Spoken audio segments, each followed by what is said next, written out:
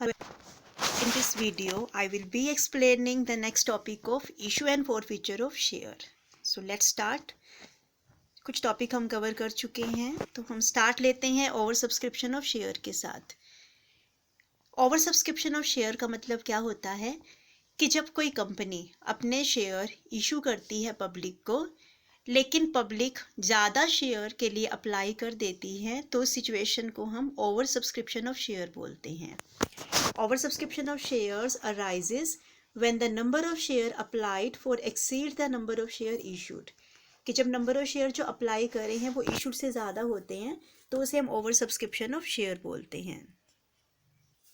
इस केस में कंपनी के सामने कुछ प्रॉब्लम्स आती हैं, क्योंकि शेयर खरीदने वाले बहुत ज़्यादा है, लेकिन हमारे पास तो शेयर देने के लिए उनको अलॉट करने के लिए उनका नंबर कम है।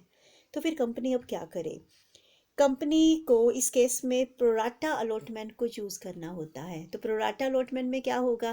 देखो, अगर तो हम जितने शेयर इशू करते हैं, एप्लीकेशन उतने ही शेयर के लिए आ जाती है, तो कोई दिक्कत नहीं होती है। तो प्रॉब्लम आएगी जब ज़्यादा शेयर के लिए एप्लीकेशंस हैं। तो कंपनी करेगी क्या? 3 ऑप्शंस कंपनी के पास होते हैं। Total rejection of some applicants, कुछ एप्लीकेशंस को बिल्कुल ही रिजेक्ट कर दिया जाता है, उनका पैसा उनको रिटर्न कर दिया जाता है, उनको लेटर ऑफ रिग्रेट भेज दिया जाता है कि उनको कंपनी कोई भी शेयर अलॉट नहीं कर सकती है।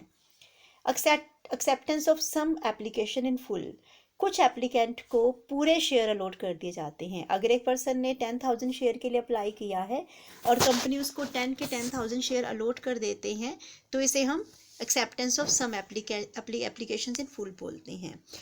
और कुछ शेयर जो रह जाते हैं, कंपनी के पास शेयर अलॉट करने के लिए कोई भी शेयर अवेलेबल नहीं है, या ज़्यादा के लिए कम शेयर अवेलेबल है, तो उस केस में कंपनी प्रोराटा बेसिस पर अलॉट करती हैं। कुछ का पैसा हमने रिटर्न कर दिया, कुछ को फुल अलॉटमेंट कर दी है, तो बाकी जो रह जाएंगे उनको कम शेयर अलॉट किए जाएंगे उनकी एप्लीकेशन से। तो इसे हम प्रोराटा अलॉटमेंट बोलते हैं। जैसे हम 10 के बदले में 3 शेयर इशू कर रहे हैं, तो 10 अप्लाइड होंगे और 3 अलॉट होंगे, तो ये प्रोराटा अलॉटमेंट होगा। तो जब हम एप्लीकेशन जो मनी है जब ज़्यादा शेयर के लिए एप्लीकेशंस हैं, जब अलॉटमेंट हम नहीं कर सकते हैं सारे शेयर को, तो उस केस में हमें कुछ एडजस्टमेंट एंट्रीज करनी होती हैं। कुछ लोगों का पैसा हम रिफ़ंड कर देते हैं, और कुछ का पैसा जो है फ्यूचर के लिए एडजस्ट कर दिया जाता है, जिनको हम ज़्यादा एप्लीकेशन के बदले में कम शेयर हमने अलॉट करे हैं। तो क्या क्या केसेस हो सकते हैं? पहला केस है on returning the application money to the applicant to whom no share has been allotted, जिसको हमने कोई शेयर अलॉट नहीं किया है, तो उसका पैसा हमें रिफंड करना होगा। तो हम एंट्री पास करेंगे share application account debit to bank account.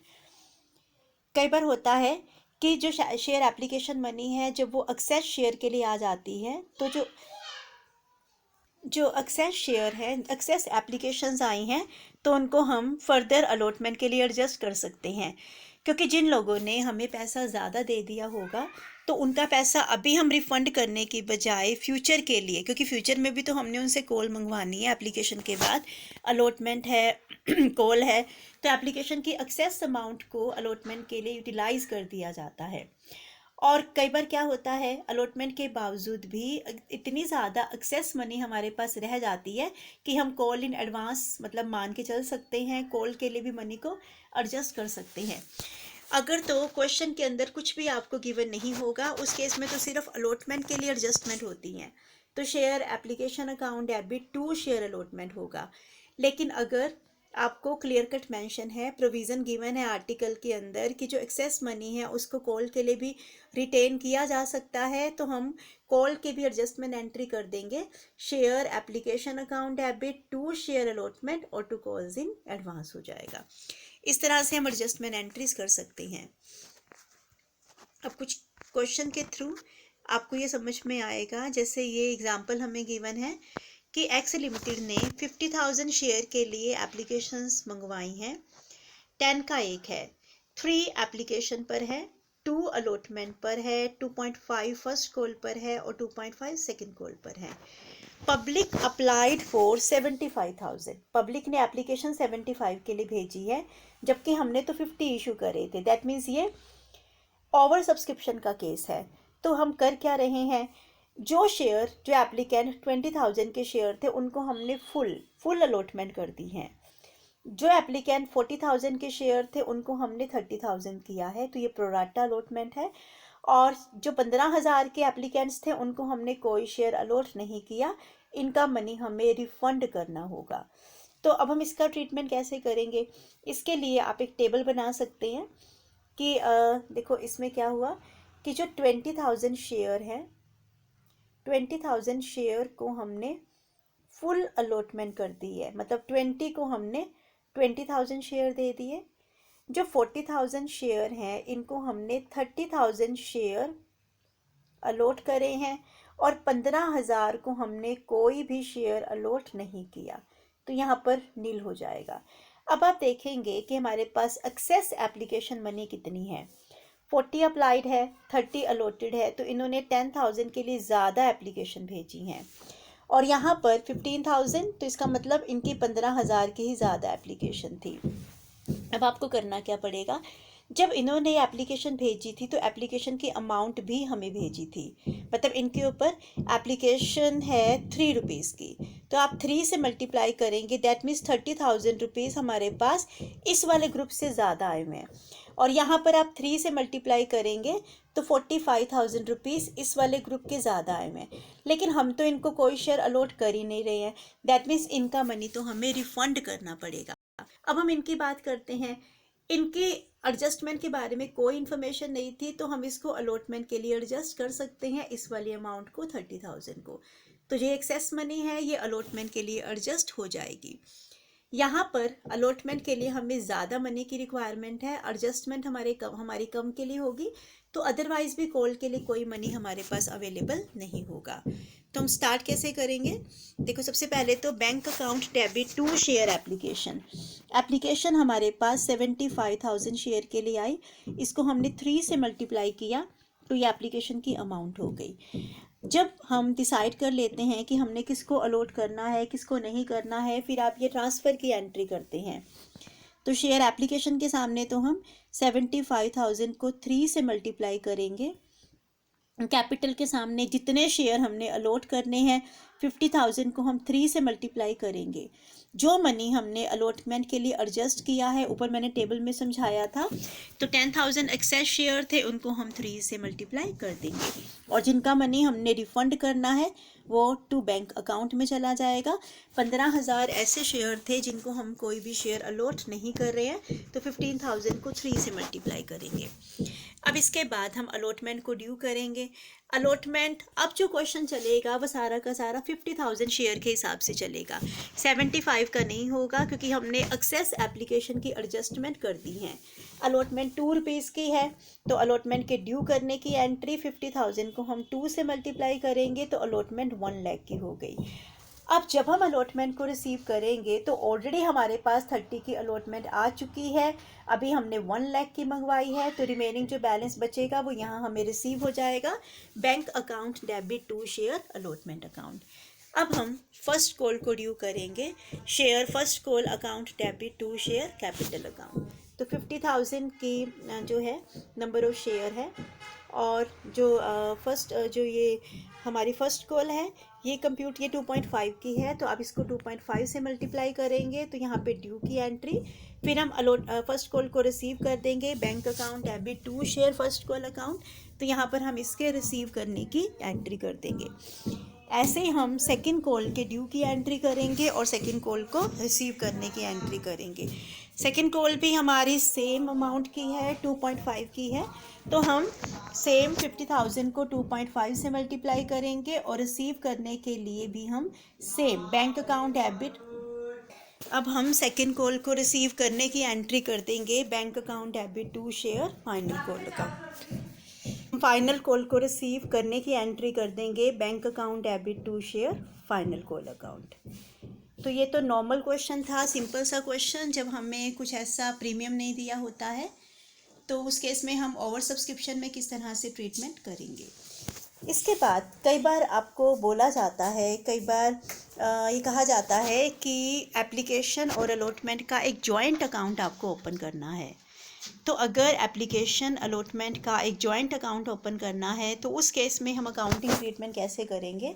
देखो, सबसे पहले तो यहाँ पर जब एप्लीकेशन की मनी हमें रिसीव होगी तो सिर्फ एप्लीकेशन की अमाउंट से ही हम एंट्री पास करेंगे bank account, debit to share application and allotment account. इसके बाद आपको इस अमाउंट को ट्रांसफ़र करना है शेयर कैपिटल में। तो वो ट्रांसफ़र कैसे होगा? जब आप यहाँ पे ट्रांसफ़र करेंगे तो यहाँ जितने हमारे शेयर्स हैं इसको आप मल्टीप्लाई करेंगे एप्लीकेशन प्लस अलॉटमेंट दोनों से, जितने हमें अलॉट करने हैं।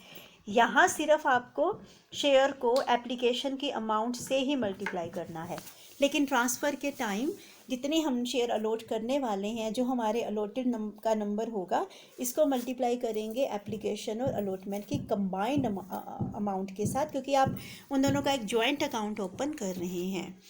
फिर जिन लोगों का पैसा हमने वापस कर दिया है, जिनको हमने कोई शेयर अलॉट नहीं किया है, तो उनके रिफ़ंड की एंट्री हम करेंगे share application account debit to bank account. फिर हम अलॉटमेंट को रिसीव करने की एंट्री करेंगे। जब आप इस एंट्री को करेंगे तो जो ऑलरेडी अमाउंट अगर हमें कोई रिसीव हो गई है तो उसको डिडक्ट करने के बाद ही हम इसको रिसीव करने की एंट्री को पास आउट करेंगे। इस तरह से हम जॉइंट अकाउंट भी ओपन कर सकते हैं। तो जो नेक्स्ट एग्जांपल है इसके अंदर है कि ऑन 1 अप्रैल 2013 एक लिमिटेड कंपनी है जो इनकॉर्पोरेटेड थी, ऑथराइज कैपिटल है इसकी 8 लाख की, और रुपीज़, यहाँ पे आपको रुपीज़ गिवन है, इसका मतलब इसको ऑलरेडी हमने शेयर की अमाउंट से मल्टीप्लाई कर दिया है। इसने पब्लिक को सब्सक्रिप्शन के लिए 60,000 शेयर इशू करे हैं और एप्लीकेशन 3 पर शेयर की है, अलॉटमेंट 2 पर शेयर की है, फाइनल कॉल अलॉटमेंट के 1 बाद की है और 5 पर शेयर की है। पब्लिक ने 92,000 शेयर के लिए अप्लाई किया, मीन्स ये ओवर सब्सक्रिप्शन है और एप्लीकेशन मनी हमें रिसीव हो गई। 2,000 शेयर को हमने रिजेक्ट कर दिया और 90,000 शेयर को हमने 60,000 शेयर अलॉट कर दिए हैं। 2,000 को तो हमने कोई भी शेयर नहीं दिया तो ये नील हो जाएगा, और जो 90,000 शेयर है इनको हमने 60,000 शेयर दे दिए। मीन्स यहाँ पर 2,000 के एक्सेस शेयर है और यहाँ पर 30,000 के एक्सेस शेयर है। जिनको हम कोई भी शेयर अलॉट नहीं कर रहे हैं तो उनका मनी हमें रिफ़ंड करना होगा, और जिनके एक्सेस अमाउंट आई हैं तो उनको हमें अलॉटमेंट के लिए एडजस्ट करना होगा। इन 30 के ऊपर 3 के हिसाब से एक्सेस मनी आई होगी, तो मीन्स 90,000 हमारे पास आया होगा। अब आप ये चेक करेंगे कि अलॉटमेंट की अमाउंट बनती कितनी है। उनसे हमें 60 के हिसाब से अलॉटमेंट को कॉल करना है। अगर आप 60 को 2 से मल्टीप्लाई करते हैं तो अलॉटमेंट 120 की आती हैं, लेकिन जो मनी हमारे पास अवेलेबल होगा 30 को 3 से मल्टीप्लाई करेंगे तो वो 90,000 का होगा। तो हम 90,000 की अमाउंट को एडजस्ट कर सकते हैं, इससे ज़्यादा नहीं। अब यहाँ पे आपको गिवन क्या है, जनरल एंट्रीज़ को आपको रिकॉर्ड करना है। सबसे पहले तो amount due has been duly receive, सारी की सारी अमाउंट हम लोग रिसीव कर चुके हैं। उसके बाद है कि एप्लीकेशन अलॉटमेंट का एक कंबाइंड अकाउंट हमें बनाना है और बैलेंस शीट भी बनानी है। तो सबसे पहले हम एप्लीकेशन को रिसीव करने की एंट्री पास करेंगे। तो यहाँ हम करेंगे क्या, जो एप्लीकेशन हमें रिसीव हो रही है वो 92,000 शेयर की है और इसको हम 3 से मल्टीप्लाई करेंगे। ये 3 जो है वो सिर्फ एप्लीकेशन है, ये हमने इसको मल्टीप्लाई कर दिया तो 276 आ गया। जॉइंट अकाउंट ओपन करना है तो यहाँ पे कंबाइंड अकाउंट से हम एंट्री पास करेंगे, share application and allotment account debit to share capital account. यहाँ हम जो शेयर हमने अलॉट करने हैं, जितने हमने इशू करे थे उससे ज़्यादा तो हो ही नहीं सकते हैं, 60, तो 60,000 को ट्रांसफ़र की एंट्री में एप्लीकेशन प्लस अलॉटमेंट दोनों को लेके चलेंगे। तो 60,000 को हम 5 से मल्टीप्लाई करेंगे, जब ट्रांसफ़र होगा तो 3 लाख का होगा। अब जिनको हमने कोई शेयर अलॉट नहीं किया है तो उनका मनी हमें रिफ़ंड करना है। तो यहाँ पर जो शेयर है 2,000 को हमने कोई शेयर अलॉट नहीं किया तो इनकी एप्लीकेशन की अमाउंट हमने रिफ़ंड कर दी है। अलॉटमेंट के ड्यू की एंट्री तो हम यहाँ कर ही चुके हैं। अब आप देखेंगे कि अलॉटमेंट को रिसीव करने की एंट्री क्या होगी। देखो, अलॉटमेंट हमने ड्यू की है 50,000 पर 2 के हिसाब से तो अलॉटमेंट बनती है 1 लाख की।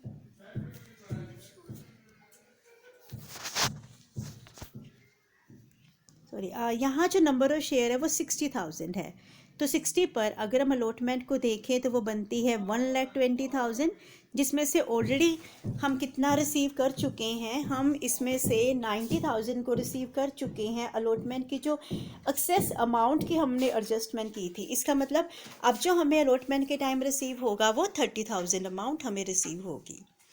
फर्स्ट कॉल को ड्यू करने की एंट्री हम पास करेंगे। फर्स्ट कॉल है 60,000 और इंटू 5 की फर्स्ट कॉल है 60 इंटू 5 3 लाख हो गया।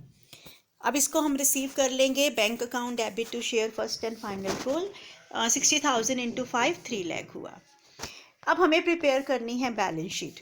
बैलेंस शीट के लिए सबसे पहले तो हमें शेयर कैपिटल को नोट्स में दिखाना होगा। हमारी जो ऑथराइज्ड कैपिटल थी वो 80,000 थी, 10 का 1 था, तो वो 8 लाख की हो गई। Issue, subscribed and fully paid up capital ये सारी एक ही हैं। 60,000 शेयर ही थे, यही इशूड है, यही सब्सक्राइब्ड है और फुली पेड अप है, सबने हमें पे कर दिया, तो 10 से मल्टीप्लाई किया तो ये 6 लाख आ गया। तो जो ये 6 लाख की अमाउंट हमारे पास आई है, जो 6 लाख की अमाउंट हमारे पास आई है, तो इस अमाउंट को हम ऊपर नोट नंबर 1 में और शेयर कैपिटल के सामने दिखा देंगे 6 lakh. Cash and cash equivalent आप बैंक अकाउंट बनाकर कंप्यूट कर सकते हैं, तो वो नोट नंबर 2 में हमने दिखाया है। और इसमें जब हम बैलेंस शीट को प्रिपेयर करेंगे तो यहाँ आपको नोट नंबर 2 मार्क करना है और अमाउंट को आप कॉलम में दिखा देंगे। तो इस तरह से हम ओवर सब्सक्रिप्शन के केस में अकाउंटिंग ट्रीटमेंट कर सकते हैं और बैलेंस शीट के अंदर अलग अलग आइटम को हम शो कर सकते हैं।